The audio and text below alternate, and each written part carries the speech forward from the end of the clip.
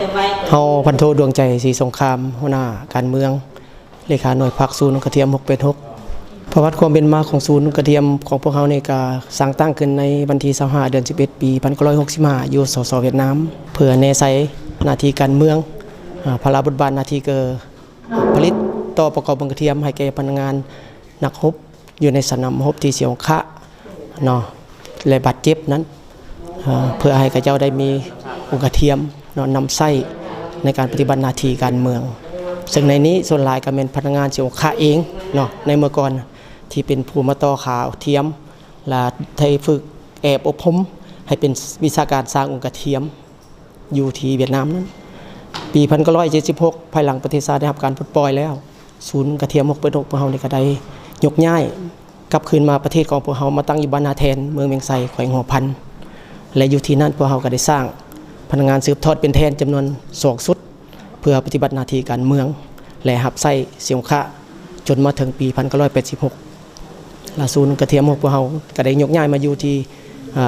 บ้านนามากเมืองทุรคมแขวงเวียงจันทน์นาทีแห่งนี้และได้หับไส้หน้าที่การเมืองแบบเก่าคือต่อประกอบกระเทียมและผลิตเครื่องคำสู้ให้แก่พนักงานเสียงขะบาดเจ็บอยู่สนามรบในขอบเขตทั่วประเทศโดยเฉพาะมันอยู่ในกำลังประกอบอาวุธของพวกเขาเนาะภายหลังมาฮอดปี1993ย้อนสภาพการมีการเปลี่ยนแปลงเนาะภาครัฐขันถึง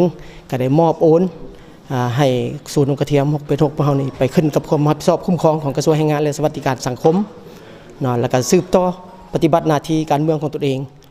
ซึ่งอยู่ในนั้นก็มีการปรับปรุงก่อสร้างโครงสร้างพื้นฐานโดยได้รับการช่วยเหลือทุนช่วยเหลือจากสเวียดนามจำนวนมูลค่า48ตื้อโกดงในนี้รวมเป็นเทคนิคองค์กระเทียมตึกอาคารและวัสดุอุปกรณ์ที่ป้อนให้การผลิตนี้เป็นเทคนิคใหม่เนาะหมายความว่านำใช้เทคนิคใหม่รอบด้านให้แก่การผลิตต่อประกอบองค์กระเทียมให้แก่พนักงานเสียงขะปี2019เนาะ2019พวกเราก็ได้รับการยกย้ายโดยการตกลงของภาครัฐกันถึงให้กลับขึ้นมาอยู่ในความรับผิดชอบของคุ้มครองของกระทรวงป้องกันประเทศ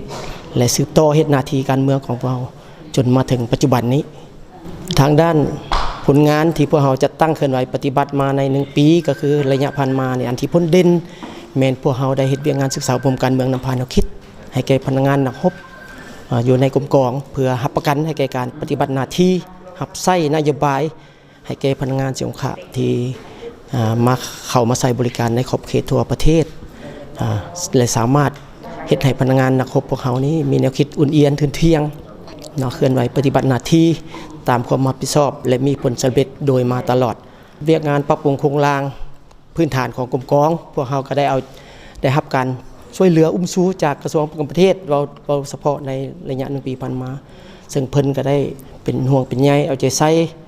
ในการปรับปรุงโครงสร้างเพื่อให้อะไรรับประกันนโยบายต่อพนักงานเสียงขะที่เข้ามาใช้บริการนั้น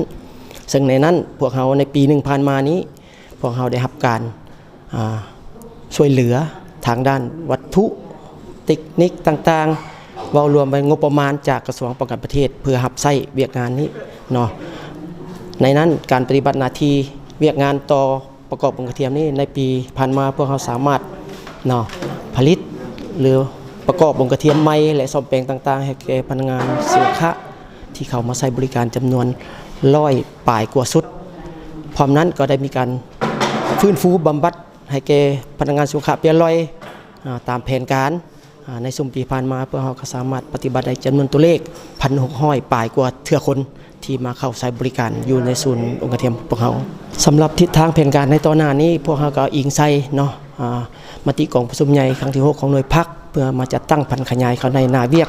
แต่ละระยะให้เหมาะสมกับสภาพเงื่อนไขความเป็นจริงและพื้นฐานท่าแหงของกรมกองเนาะอันนั้นก็เป็นเวียกงานต้นต่อก็คือการสมใจเวียกงานสืบต่อเฮ็ดเวียกงานศึกษาบ่มการเมืองนำพาแนวคิดให้แก่พนักงานเพื่อให้มีความอุ่นเอียนตนเทียงสืบต่อเฮ็ดหน้าที่เวียกงานให้มีผลสำเร็จขออวยชัยพรมายังการนำภาครัฐขันถึงโดยเฉพาะกับเป็นคณะนำกระทรวงป้องกันประเทศจงพร้อมกันมีสุขภาพแข็งแรงมีความสุขชีวิตส่วนตัวครอบครัวและสืบต่อเฮ็ดหน้าที่อันนักหน่วงมีเกียรติของทานมีผลสำเร็จหน้าที่การงาน นำพาประเทศชาติให้ก้าวขึ้นไปสู่สังคมนิยมตามอุดมการณ์ของพรรคให้มีผลสำเร็จและฝากถึงจากบรรดาขันถึงไปนำการนำพรรครัฐพนักงานนักรบในฐานทัพกองทัพขอให้ทุกคนจงมีความเข้มแข็งแข็งแรงสืบต่อเหตุภารกิจอันนักหน่วงในการปกป้องรักษาพื้นแผ่นดินอันครบถ้วนของเราให้มีความยืนยงคงตัวตลอดไปขอให้วันที่20มังกรเป็นวันหนึ่งที่ยืนยงคงตัวตลอดไปชั่วกาลนานขอขอบใจ